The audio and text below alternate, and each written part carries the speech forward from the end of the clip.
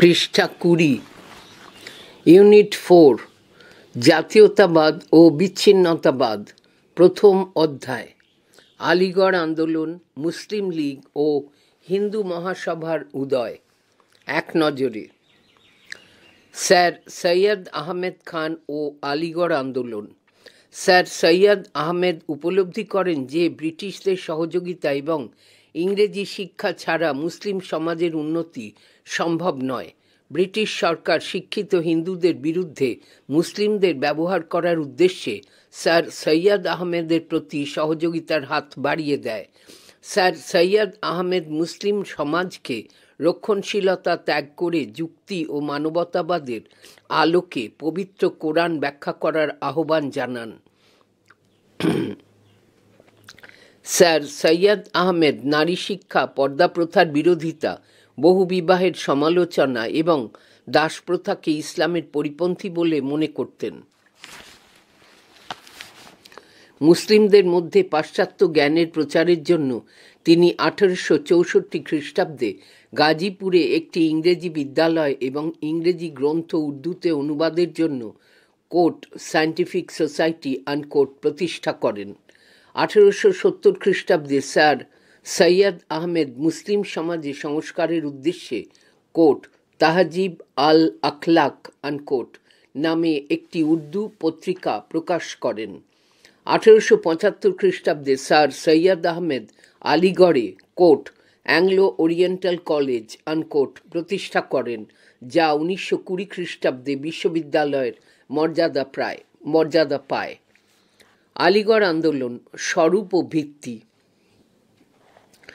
আলিগড় কলেজকে কেন্দ্র করে মুসলিম সমাজে যে সামাজিক, সাংস্কৃতিক ও রাজনৈতিক জাগরণ ঘটে তা কোট আলিগড় আন্দোলন আনকোট নামে পরিচিত। হিন্দু বিদ্বেষ, বাঙালি বিদ্বেষ এবং কংগ্রেস বিরোধিতা ছিল আলিগড় আন্দোলনের অন্যতম প্রধান রাজনৈতিক ভিত্তি। আলিগড় আন্দোলনের নেতাদের মধ্যে চিরাগ আলী, কবি আলতাফ হোসেন আলী এবং মৌলানা শিবলি নোমানি উল্লেখযোগ্য ছিলেন। আলিগড় আন্দোলন মূলত উত্তরপ্রদেশের অভিজাত ও ধনী মুসলিম পরিবারের স্বার্থে পরিচালিত হয়েছিল, সাধারণ মানুষের জন্য নয়। আলিগড় কলেজের অধ্যক্ষ থিওডোর বেক 1883 থেকে 1899 খ্রিস্টাব্দ ব্রিটিশ ও মুসলিমদের মধ্যে মৈত্রী স্থাপনকে নিজের প্রধান লক্ষ্য মনে করতেন। জীবনের প্রথম দিকে স্যার সৈয়দ আহমেদ হিন্দু মুসলিমকে কোট ভারত মাতার দুই চক্ষু আনকোট বলে ঐক্যবদ্ধ জাতির কথা বলতেন। পরবর্তীকালে স্যার সৈয়দ আহমেদ প্রচার শুরু করেন যে হিন্দু ও মুসলিম দুটি পরস্পর বিরোধী, স্বার্থযুক্ত পৃথক জাতি।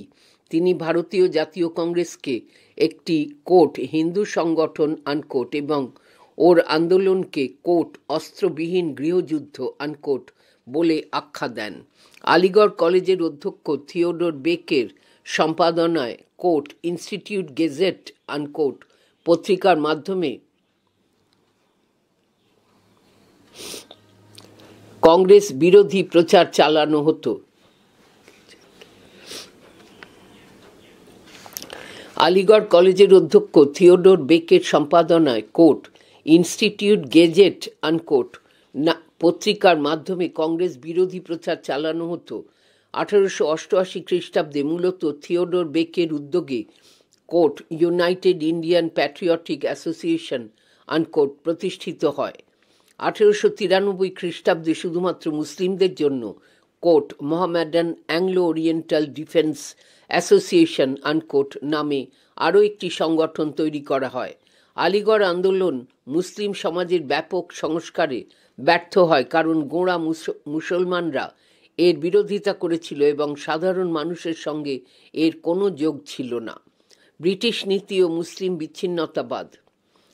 স্যার সৈয়দ আহমেদের সৃষ্ট বিচ্ছিন্নতাবাদকে ব্রিটিশ সরকার বিভিন্নভাবে উৎসাহিত করতে থাকে এবং মুসলিমদের প্রতি পক্ষপাতমূলক নীতি গ্রহণ করে। পৃষ্ঠা 21। লর্ড কার্জন বিশ্বাস করতেন না যে ভারতীয়রা একটি জাতি এবং বঙ্গভঙ্গের মাধ্যমে তিনি মুসলিম সাম্প্রদায়িকতাকে উস্কে দেন। 1904 খ্রিস্টাব্দে পূর্ববঙ্গ সফরের সময় লর্ড কার্জন সেখানকার মুসলিমদের বোঝান যে ঢাকা নতুন প্রদেশের রাজধানী হলে তারা উপকৃত হবে।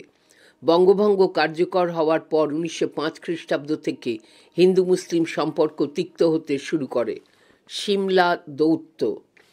1906 খ্রিস্টাব্দের 1 অক্টোবর আগা খাঁর নেতৃত্বে 35 জন বিশিষ্ট মুসলিম নেতা সিমলায় বড়লাট মিন্টোর সঙ্গে সাক্ষাৎ করেন, যা কোট সিমলা দৌত্য আনকোট নামে পরিচিত। সিমলা প্রতিনিধি দল সরকারি চাকরিতে মুসলিমদের নিয়োগ এবং প্রতিযোগিতামূলক পরীক্ষা ছাড়াই উচ্চ পদে নিয়োগের দাবি জানায়। আইনসভা, পৌরসভা এবং বিশ্ববিদ্যালয়ে মুসলিমদের জন্য পৃথক নির্বাচনের মাধ্যমে আসন সংরক্ষণের দাবি করা হয়। বড়লাট মিন্টো মুসলিমদের পৃথক নির্বাচনের দাবি মেনে নিয়ে ভারতীয় রাজনীতিতে সাম্প্রদায়িক বিভাজনের নীতিকে স্বীকৃতি দেন। বদরুদ্দিন তায়েবজি বা মোহাম্মদ আলী জিন্নার মতো প্রভাবশালী জাতীয়তাবাদী মুসলিম নেতাদের এই প্রতিনিধি দলে অন্তর্ভুক্ত করা হয়নি। মুসলিম লীগের প্রতিষ্ঠা। ঢাকার নবাব সালিমুল্লাহ একটি সর্বভারতীয় মুসলিম রাজনৈতিক প্রতিষ্ঠান গঠনের জন্য ভারতের বিভিন্ন মুসলিম নেতার কাছে পরিকল্পনা পাঠান। 1906 খ্রিস্টাব্দের 30 ডিসেম্বর ঢাকায় কোট সর্বভারতীয় মুসলিম লীগ আনকোট প্রতিষ্ঠিত হয় এবং নবাব ভিকার উল মুলক অধিবেশনে সভাপতিত্ব করেন। আগা খাঁ মুসলিম লীগের প্রথম সভাপতি এবং মহসিন উল মুলক ও ভিকার উল মুলক যুগ্ম সম্পাদক নির্বাচিত হন।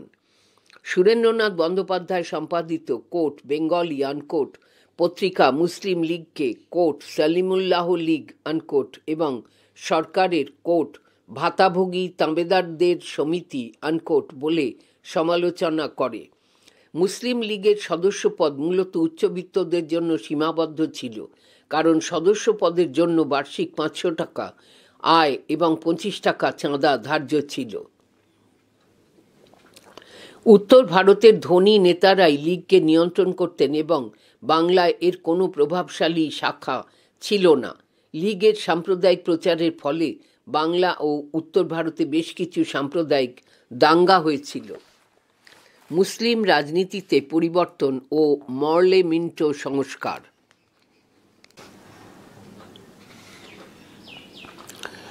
চরমপন্থী ও বিপ্লবীদের কার্যকলাপ দমন করতে এবং নরমপন্থী ও মুসলিমদের সমর্থন পেতে ব্রিটিশ সরকার 1909 খ্রিস্টাব্দে কোট মরলে মিন্টো শাসন সংস্কার আনকোট আইন প্রবর্তন করে।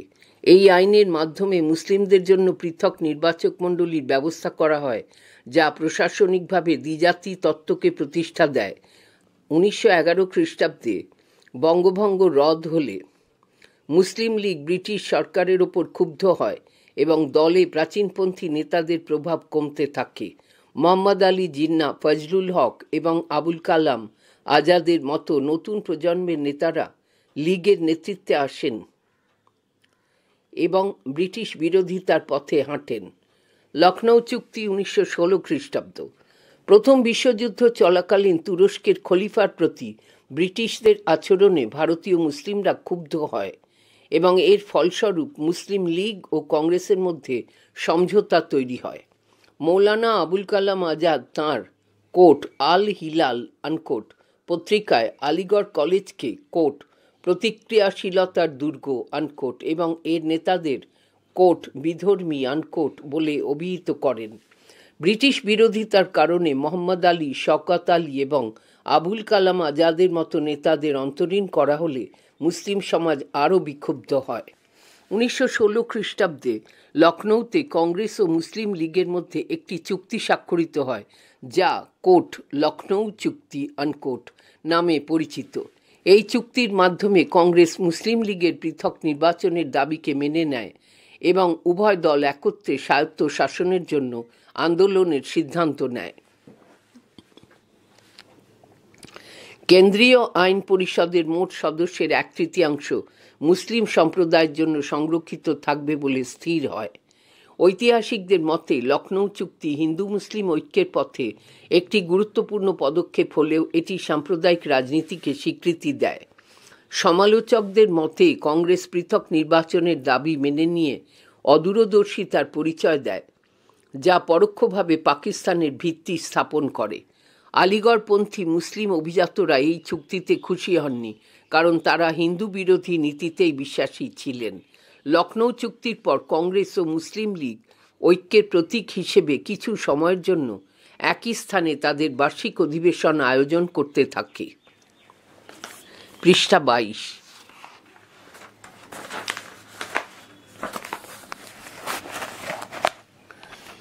হিন্দু মহাসভার প্রতিষ্ঠা। হিন্দু মহাসভার প্রতিষ্ঠা ভারতীয় রাজনীতিতে সাম্প্রদায়িকতার নতুন মাত্রা যোগ করে।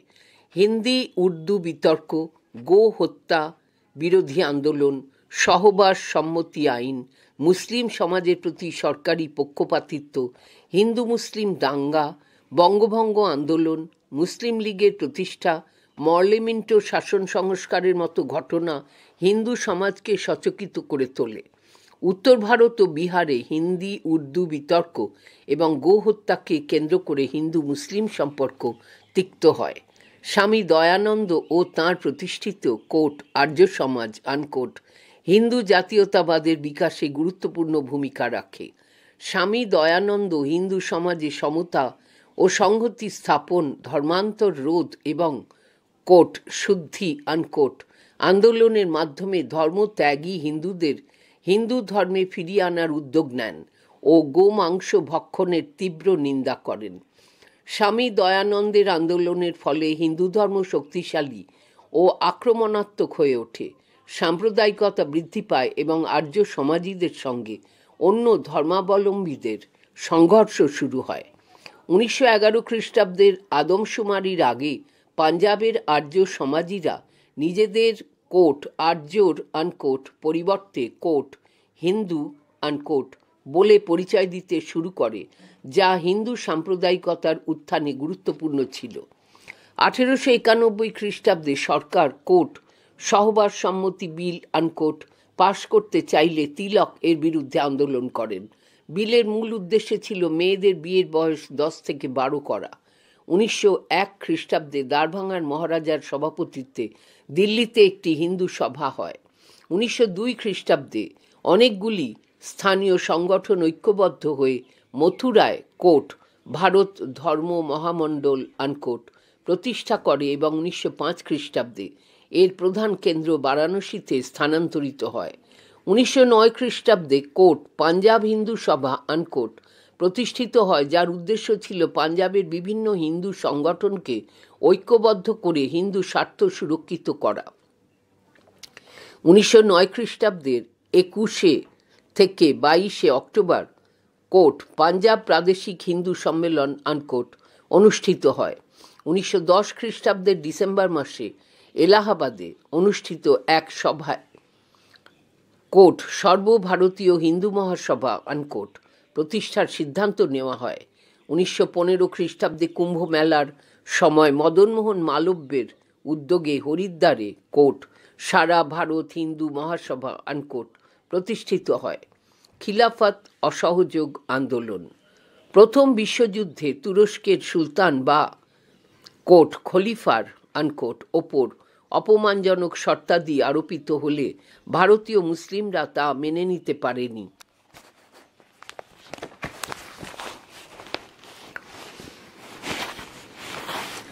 খলিফাকে তার মর্যাদায় পুনঃ প্রতিষ্ঠিত করার উদ্দেশ্যে ভারতে খিলাফত আন্দোলন শুরু হয় ও গান্ধীজি এই আন্দোলনের প্রতি সমর্থন জানিয়ে হিন্দু মুসলিম মিলনে সচেষ্ট হন। অসহযোগ আন্দোলনের সময় হিন্দু মুসলিম উভয় সম্প্রদায়ের মধ্যে অদ্ভুত ঐক্য ও সম্প্রীতি দেখা যায়। খিলাফত নেতা মোহাম্মদ আলী গান্ধীজির প্রধান সহকর্মীর ভূমিকায় অবতীর্ণ হন। খিলাফত আন্দোলনের মাধ্যমেই সর্বপ্রথম হিন্দু মুসলিম একটি লক্ষ্য অর্থাৎ ভারতে স্বায়ত্তশাসন প্রতিষ্ঠার জন্য ঐক্যবদ্ধ হয়।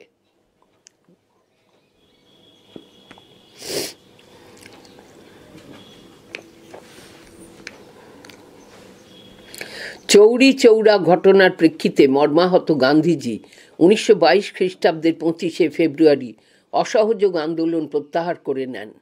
অসহযোগ আন্দোলন প্রত্যাহার এবং খিলাফত আন্দোলন বন্ধের ফলে হিন্দু মুসলিম ঐক্য ভেঙে পড়ে। সাম্প্রদায়িকতা বৃদ্ধি।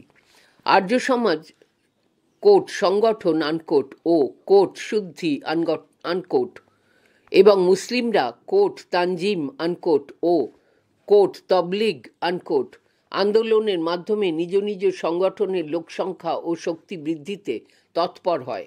1923 থেকে 1926 খ্রিস্টাব্দের মধ্যে ভারতের বিভিন্ন অংশে 72টি সাম্প্রদায়িক দাঙ্গা হয়, যেখানে 1900 থেকে 1922 খ্রিস্টাব্দ পর্যন্ত 23 বছরে মোট দাঙ্গার সংখ্যা ছিল মাত্র 16টি। ডক্টর আনসারি ও লালা লাজপত রায় একটি কোট জাতীয় চুক্তিপত্র আনকোট এবং চিত্তরঞ্জন দাস বাংলার জন্য কোট বাংলা চুক্তিপত্র আনকোট তৈরি করেন। দুটি চুক্তিপত্রই 1923 খ্রিস্টাব্দে কোকোনদ কংগ্রেস অধিবেশনে আলোচিত হয়, কিন্তু কোট বাংলা চুক্তিপত্র আনকোট অগ্রাহ্য হয়। বাংলা চুক্তির শর্তগুলির মধ্যে ছিল লোকসংখ্যা অনুসারে ব্যবস্থাপক সভার সদস্য সংখ্যা নির্ধারণ এবং সরকারি চাকরিতে মুসলিমদের জন্য 55% নিয়োগের প্রস্তাব।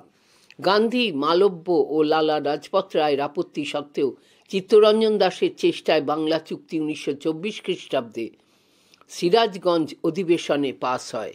বাঙালি মুসলিম সমাজ বাংলা চুক্তিকে সমর্থন করে এবং এর ফলে আইনসভার নির্বাচনে স্বরাজ্য দল বিপুল সংখ্যাগরিষ্ঠতা লাভ করে। 1925 খ্রিস্টাব্দে দেশবন্ধু চিত্তরঞ্জন দাসের মৃত্যুর পর কৃষ্ণনগরে অনুষ্ঠিত বঙ্গীয় প্রাদেশিক সম্মেলনে বাংলা চুক্তি বাতিল হয়ে যায়। জাতীয় চুক্তি স্বাক্ষরিত হয়নি এবং বাংলা চুক্তি বাতিল হওয়ায় মুসলিম মনে হিন্দুদের উদ্দেশ্য সম্পর্কে সন্দেহ দেখা দেয়। অসহযোগ আন্দোলনের পর আগা খাঁ, আব্দুর রহিম, মোহাম্মদ আলী, শওকত আলী মুসলিম লীগের নেতৃত্বে প্রতিষ্ঠিত হন। 1921 খ্রিস্টাব্দে মতপার্থক্য হওয়ায় মোহাম্মদ আলী জিন্নাহ কংগ্রেসের সঙ্গে সকল সম্পর্ক ছিন্ন করে মুসলিম লীগে যোগদান করেন। পৃষ্ঠা 23। 1924 খ্রিস্টাব্দে মোহাম্মদ আলী জিন্নাহর সভাপতিত্বে লাহোরে মুসলিম লীগের অধিবেশন বসে, যেখানে তিনি গান্ধীজির অসহযোগ নীতির তীব্র বিরোধিতা করেন। মুসলিম লীগ ভারতের সংখ্যালঘুদের অধিকার ও স্বার্থ রক্ষার জন্য যুক্তরাষ্ট্রীয় শাসন ব্যবস্থা দাবি করে এবং পাঞ্জাব, বাংলা ও উত্তর পশ্চিম সীমান্ত প্রদেশের আইনসভায় মুসলিম সংখ্যাগরিষ্ঠতা বজায় রাখার দাবি জানায়। 1924 খ্রিস্টাব্দে মুসলিম লীগের লাহোর অধিবেশন থেকেই কংগ্রেস ও মুসলিম লীগের মধ্যে ঐক্যে ভাঙন ধরে। সাইমন কমিশনের ব্যাপারে মুসলিম লীগ দুটুকরো হয়ে যায়। জিন্নাহর নেতৃত্বাধীন অংশ বয়কটের সিদ্ধান্ত নেয় এবং মোহাম্মদ শফির নেতৃত্বাধীন অংশ কমিশনকে স্বাগত জানায়। কোট নেহেরু রিপোর্টে আনকোট ভারতকে পূর্ণ সার্বভৌম মর্যাদা দেওয়া, কেন্দ্র ও প্রদেশে দায়িত্বশীল সরকার গঠন করা এবং দ্বিকক্ষ বিশিষ্ট কেন্দ্রীয় আইনসভার গঠনের কথা বলা হয়। সর্বদলীয় সম্মেলনের লখনৌ অধিবেশনে 1928 খ্রিস্টাব্দ নেহেরু রিপোর্ট গৃহীত হয়। মোহাম্মদ শফি ও পাঞ্জাবের ফজলি হোসেন নেহেরু রিপোর্টের তীব্র নিন্দা করেন, কারণ এতে পাঞ্জাব ও বাংলায় মুসলিমদের জন্য আসন সংরক্ষণের কোনো ব্যবস্থা ছিল না।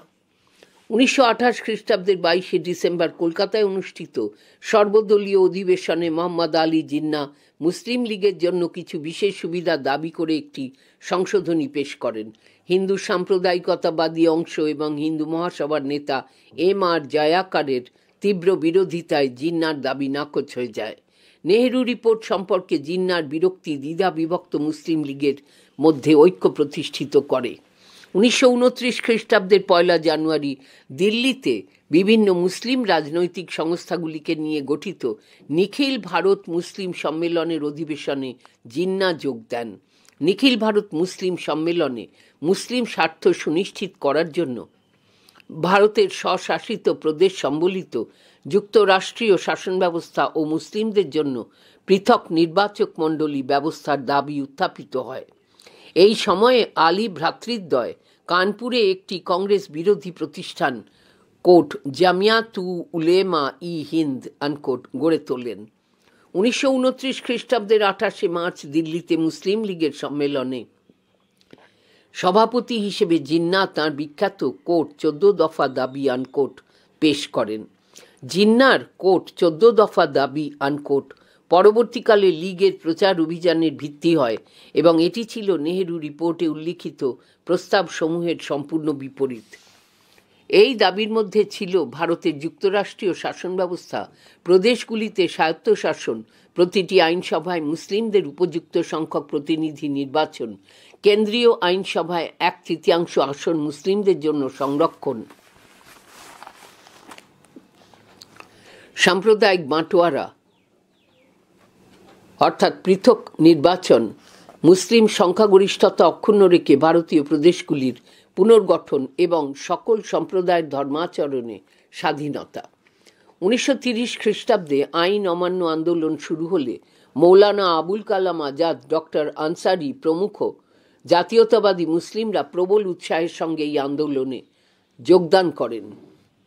12 নভেম্বর 1930 খ্রিস্টাব্দে লন্ডনে প্রথম গোলটেবিল বৈঠক শুরু হয়, যেখানে কংগ্রেস ব্যতীত অন্যান্য দলগুলি যোগদান করে।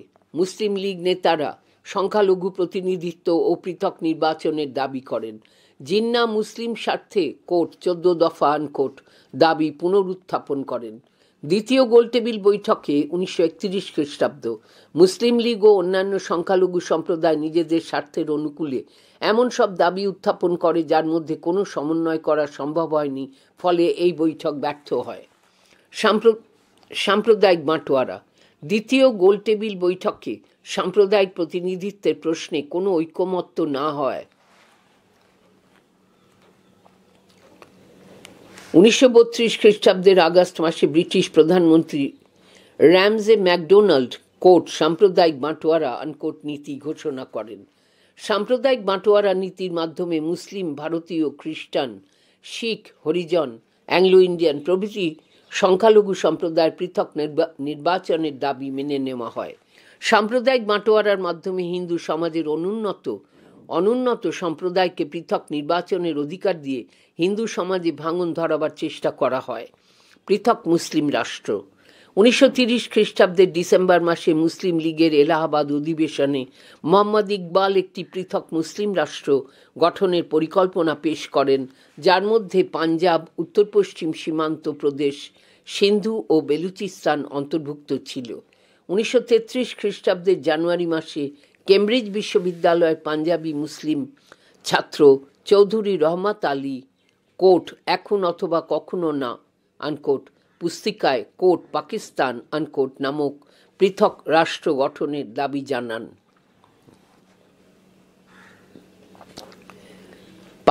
কোট পাকিস্তান আনকোট কথার অর্থ কোট পবিত্র ভূমি আনকোট। 1937 নির্বাচনে লীগের ব্যর্থতা। 1935 খ্রিস্টাব্দের ভারত শাসন আইন অনুসারে 1937 খ্রিস্টাব্দে প্রাদেশিক নির্বাচন অনুষ্ঠিত হয়। পৃষ্ঠা 24। কংগ্রেস 11টি প্রদেশের মধ্যে 7টিতে বন্ধনী শুরু যুক্তপ্রদেশ, বিহার, বোম্বাই, মাদ্রাজ, মধ্যপ্রদেশ, উড়িষ্যা ও উত্তর পশ্চিম সীমান্ত প্রদেশ বন্ধনী শেষ নিরঙ্কুশ সংখ্যাগরিষ্ঠতা অর্জন করে মন্ত্রিসভা গঠন করে। লীগের পুনরুজ্জীবনে জিন্নাহর উদ্যোগ। 1937 খ্রিস্টাব্দের নির্বাচনে মুসলিম লীগের ব্যর্থতা জিন্নাহকে পুনরুজ্জীবনের উদ্যোগ নিতে বাধ্য করে। জওহরলাল নেহেরু জিন্নাহকে লীগের সভাপতিত্ব ত্যাগ করে কংগ্রেসে যোগদানের পরামর্শ দেন। জিন্নাহ তাঁর সহকর্মীদের 1 বছরের মধ্যে লীগের সদস্য সংখ্যা 1 লক্ষ করার নির্দেশ দেন। বাংলা, পাঞ্জাব ও অসমের প্রধানমন্ত্রীরা লীগে যোগদান করে জিন্নাহর নেতৃত্ব মেনে নেন। 1937 খ্রিস্টাব্দের অক্টোবর মাসে লখনৌতে জিন্নাহ কংগ্রেস শাসনকে কোট হিন্দু শাসনের নামান্তর আনকোট বলে ঘোষণা করেন। লীগের শক্তিশালী সংগঠন। 1939 খ্রিস্টাব্দে মুসলিম লীগ ঘোষণা করে যে ভারত একটি বহুজাতি অধ্যুষিত দেশ এবং ঐক্যবদ্ধ রাষ্ট্র গঠন অযৌক্তিক। জিন্নাহ মুসলিম নির্যাতনের অভিযোগ ও সাম্প্রদায়িকতার জিগির তুলে মুসলিম লীগের সংগঠনকে শক্তিশালী করেন। জিন্নার নির্দেশে বাংলা, আসাম ও পাঞ্জাবের প্রায় সব মুসলিম সংগঠন লীগে যোগদান করে। লীগের স্বেচ্ছাসেবক বাহিনী যেমন মুসলিম ন্যাশনাল গার্ড ও খাকসার বাহিনী গড়ে ওঠে। এতদিন লীগের দাবি ছিল পৃথক নির্বাচন, কিন্তু এখন তারা ধীরে ধীরে একটি পৃথক রাষ্ট্রের দিকে অগ্রসর হচ্ছিল। দ্বিতীয় বিশ্বযুদ্ধ ও কংগ্রেসের মন্ত্রিত্ব ত্যাগ। 1939 খ্রিস্টাব্দের 3রা সেপ্টেম্বর দ্বিতীয় বিশ্বযুদ্ধ শুরু হলে ইংরেজ সরকার কংগ্রেসের সঙ্গে আলোচনা ছাড়াই ভারতকে কোট যুদ্ধরত দেশ আনকোট ঘোষণা করে। মুসলিম লীগ ব্রিটেনকে সর্বপ্রকার সহযোগিতার প্রতিশ্রুতি দেয়, তবে তাঁদের শর্ত ছিল লীগের অনুমোদন ছাড়া সংবিধান পরিবর্তনের কোনো প্রতিশ্রুতি দেওয়া হবে না। বড়লাট লিনলিথগোর জবাবে ক্ষুব্ধ কংগ্রেস 1939 খ্রিস্টাব্দের 22 অক্টোবর সকল প্রদেশের কংগ্রেসি মন্ত্রিসভাগুলিকে পদত্যাগের নির্দেশ দেয়। মুসলিম লীগ আনন্দে 1939 খ্রিস্টাব্দের 22 ডিসেম্বর কোট মুক্তি দিবস আনকোট বা কোট নিষ্কৃতি দিবস আনকোট পালন করে।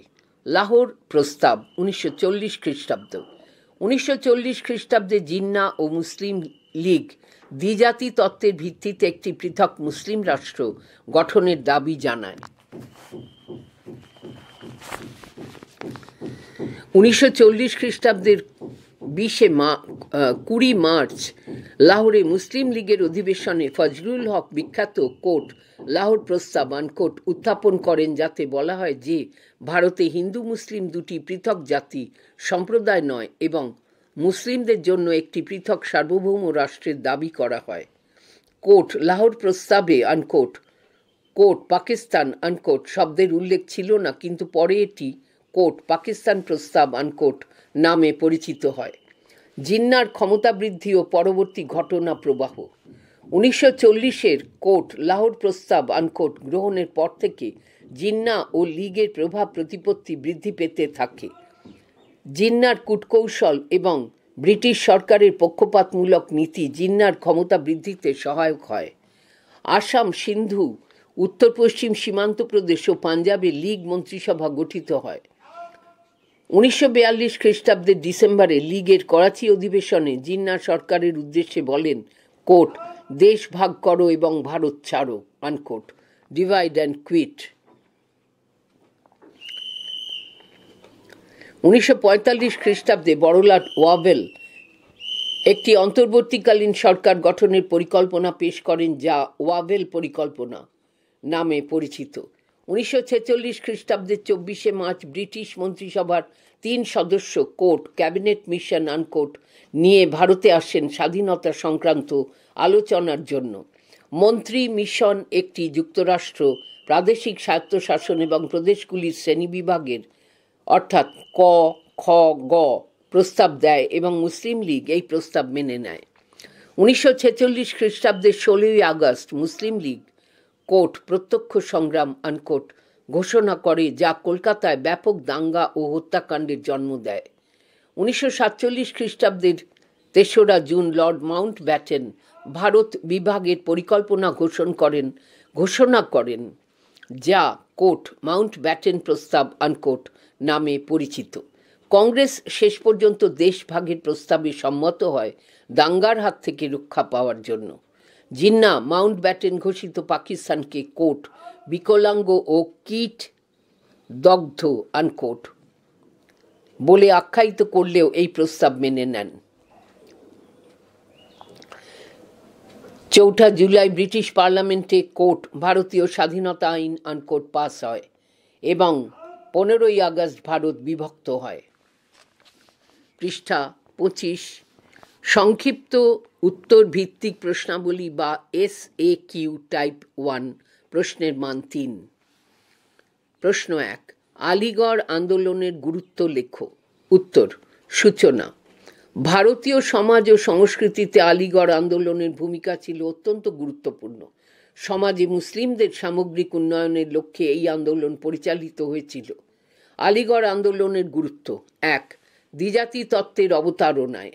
আলিগড় আন্দোলন জাতীয় রাজনীতিতে দ্বিজাতি তত্ত্বের অবতারণা ঘটায়। আলিগড় আন্দোলনের সূত্রেই ভারতীয় রাজনীতিতে হিন্দু মুসলিম দুটি আলাদা জাতি এই ধারণার উদ্ভব ঘটে। স্যার সৈয়দ আহমেদ তাঁর লখনৌ ভাষণে ডিসেম্বর 1887 খ্রিস্টাব্দ বলেন, 1. ভারতে দুটি আলাদা জাতি বসবাস করে। 2. স্বায়ত্ত শাসনের বিকাশ ঘটলে মুসলমানদের ক্ষতি হবে, কেননা এতে সংখ্যাগরিষ্ঠ হিন্দুরা রাজনীতিতে প্রাধান্য পাবে। 3. নিজেদের স্বার্থ রক্ষার জন্য মুসলমানদের ব্রিটিশ শাসনের ওপর নির্ভরশীল হতে হবে। 2. বিচ্ছিন্নতাবাদের জন্ম। আলিগড় আন্দোলন ভারতীয়দের মধ্যে বিচ্ছিন্নতাবাদের বীজ রোপণ করে। এই বিচ্ছিন্নতাবাদের বিষময় পরিণতি হিসেবে পরবর্তী সময়ে হিন্দু মুসলিম সাম্প্রদায়িক ঐক্য ভেঙে পড়ে। থিওডোর বেক, থিওডোর মরিসন, আর্কবল্ড প্রমুখ আলিগড় কলেজের অধ্যক্ষগণ এবং স্যার সৈয়দ আহমেদ বিচ্ছিন্নতাবাদের প্রচার চালান। উত্তর পশ্চিম প্রদেশের গভর্নর অকল্যান্ড কলভিন এবং আলিগড় কলেজের অধ্যক্ষ থিওডোর বেকের প্রভাবে প্রভাবিত হয়ে সৈয়দ আহমেদ বলেন, কোট, সংখ্যাগরিষ্ঠ সম্প্রদায় সংখ্যালঘু সম্প্রদায়ের স্বার্থ সম্পূর্ণভাবে জলাঞ্জলি দেবে, আনকোট। 3. ভারত বিভাজন।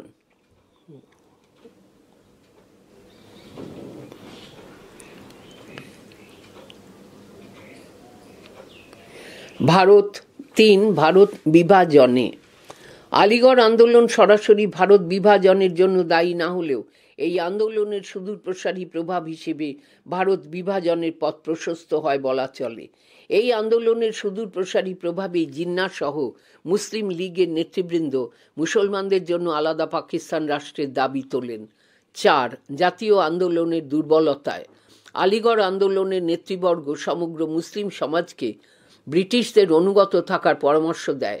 তাই পরবর্তীকালে দেখা যায় মুসলমান সমাজের এক বড় অংশ ব্রিটিশ বিরোধী স্বাধীনতা আন্দোলনে অংশ নেয়নি।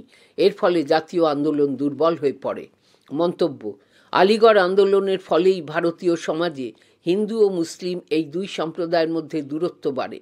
আলিগড় আন্দোলনের সুদূরপ্রসারী প্রভাবেই দেশ ভাগ হয়েছিল। প্রশ্ন 2, টিকা লেখো। দ্বিজাতি তত্ত্ব। উত্তর: দ্বিজাতি তত্ত্ব। 1. মূল বক্তব্য। দ্বিজাতি তত্ত্বের মূল বক্তব্য হল, ভারতে কোট হিন্দু আনকোট ও কোট মুসলিম আনকোট দুটি আলাদা জাতি বসবাস করে, তাই তাদের সামাজিক অবস্থান, উদ্দেশ্য ও স্বার্থ আলাদা। 2. ব্যাখ্যা। দ্বিজাতি তত্ত্ব অনুসারে দ্বিজাতি তত্ত্ব আনকোট অনুসারে ভারতবর্ষে সংখ্যাগরিষ্ঠ হিন্দু ও সংখ্যালঘিষ্ঠ মুসলিম দুটি আলাদা জাতি। ব্রিটিশ শাসনের প্রথম দিক থেকেই হিন্দুরা নিজেদের সামাজিক অবস্থান, মর্যাদা ও স্বার্থ রক্ষার ব্যাপারে যতটা সচেতন ছিল, মুসলমানরা ততটা ছিল না। পাশ্চাত্য শিক্ষার সুযোগ নিয়ে হিন্দুরা উচ্চ সরকারি পদগুলি অধিকার করে নিজেদের উন্নয়ন ঘটালেও মুসলিমরা তা পারেনি। ফলে স্বাভাবিকভাবেই সমাজে হিন্দু মুসলিম বৈষম্য তৈরি হয়। এমতাবস্থায় ব্রিটিশরা সাম্রাজ্যবাদী স্বার্থের জন্য কোট বিভাজন ও শাসন নীতির আনকোট প্রয়োগ ঘটিয়ে হিন্দু ও মুসলমান যে দুই আলাদা জাতি, সেই ধারণা স্পষ্ট করে দেয়।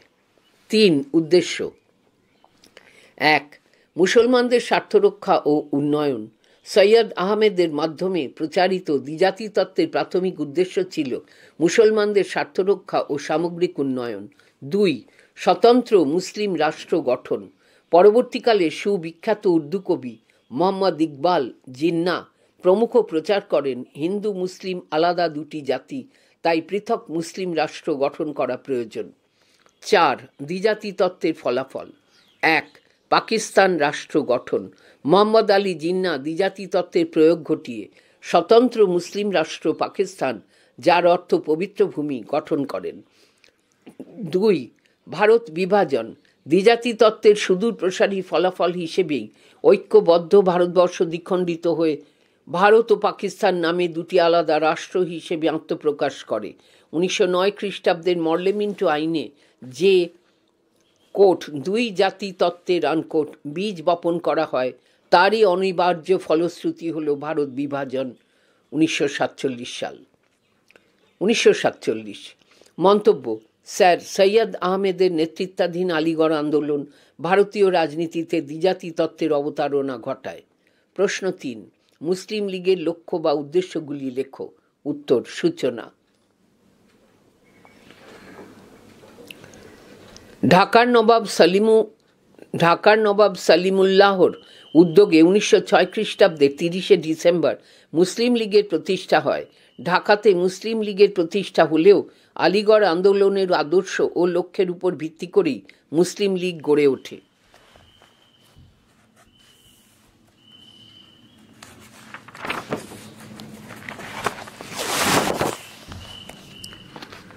পৃষ্ঠা 26।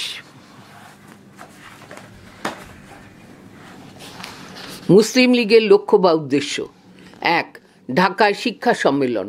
ঢাকায় অনুষ্ঠিত মোহামেডান শিক্ষা সম্মেলনে ডিসেম্বর 1906 খ্রিস্টাব্দ ঢাকার নবাব সলিমুল্লাহ ভারতের বিভিন্ন অঞ্চলের মুসলমান নেতাদের আহ্বান জানান। এই সম্মেলনে সভাপতির ভাষণে ভিকার উল মুলক মুসলমানদের জন্য একটি আলাদা রাজনৈতিক প্রতিষ্ঠান গঠনের কথা বলেন। হাকিম আজমাল খাঁ তাঁর এই প্রস্তাবকে সমর্থন জানান। এই অধিবেশনে মুসলিম লীগ 4টি মূল লক্ষ্য বা উদ্দেশ্য ঘোষণা করেন। 2. ব্রিটিশের প্রতি আনুগত্য। মুসলিম লীগ ভারতের ব্রিটিশ সরকারের প্রতি ভারতীয় মুসলমানদের আনুগত্য দেখানোর কথা বলে, যাতে সরকারি বিধি ব্যবস্থা সম্বন্ধে মুসলমানদের মনে কোনো রকম সন্দেহ না থাকে। এখানে একটি ছবি দেওয়া রয়েছে, নিচে লেখা আছে 1906 খ্রিস্টাব্দে লখনৌতে মুসলিম লীগের সদস্যগণ। 3. মুসলমানদের স্বার্থ রক্ষা। মুসলিম লীগ মুসলমানদের রাজনৈতিক স্বার্থ রক্ষা ও তা চরিতার্থ করায় উদ্যোগী হয়। এক্ষেত্রে লীগের নেতৃবর্গ মুসলমানদের আশা আকাঙ্ক্ষা ও প্রয়োজনের কথা সরকারের কাছে তুলে ধরেন। 4. কংগ্রেসের প্রভাব খর্ব। জন্মলগ্ন থেকেই মুসলিম লীগ জাতীয় কংগ্রেসের প্রভাব প্রতিপত্তি খর্ব করায় উদ্যোগী হয়। জানার আকাশ। প্রথম দিকে আলিগড় ও পরে লখনৌ ছিল মুসলিম লীগের প্রধান কার্যালয়। আগা খাঁ ছিলেন মুসলিম লীগের প্রথম সভাপতি। মহসিনুল মুলক ও ভিকারুল মুলক ছিলেন লীগের যুগ্ম সম্পাদক। ঢাকার নবাব ও তার সহকর্মীদের চেষ্টায় মুসলিম লীগের প্রতিষ্ঠা ঘটলেও বাংলার মুসলমানরা কখনোই মুসলিম লীগের প্রথম সারির নেতা হয়ে উঠতে পারেননি। 5. অন্যান্য সম্প্রদায়ের সঙ্গে মৈত্রী। মুসলিম লীগ নিজেদের লক্ষ্যগুলি পূরণের পাশাপাশি ভারতের অন্যান্য সম্প্রদায়ের সঙ্গে মৈত্রী বজায় রাখার আগ্রহ দেখায়। এক্ষেত্রে মুসলিম লীগ এটাও ঘোষণা করে যে ভারতে হিন্দু ও মুসলমানদের মধ্যে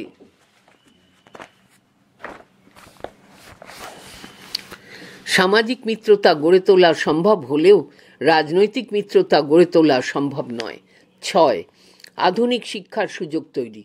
মুসলিম লীগের অন্যতম উদ্দেশ্য ছিল মুসলমান যুবকদের জন্য আধুনিক শিক্ষার সুযোগ তৈরি করা। সমর্থন। মুসলিম লীগ ব্রিটিশ সরকারের প্রতি আনুগত্যের নীতি গ্রহণ করেও ইংলিশম্যান এবং টাইমস অফ ইন্ডিয়া পত্রিকায় মুসলিমদের সমর্থন জানানো হয়। মন্তব্য। 35 জন সদস্যের সিমলা প্রতিনিধি দলের নেতা আগা খাঁয়ের ভাষায় মুসলিম লীগের উদ্দেশ্য হল কোট জাতির মধ্যে জাতি আনকোট হিসেবে নিজেদের অর্থাৎ মুসলমানদের জন্য সরকারের নিকট থেকে স্বীকৃতি আদায় সুনিশ্চিত করা।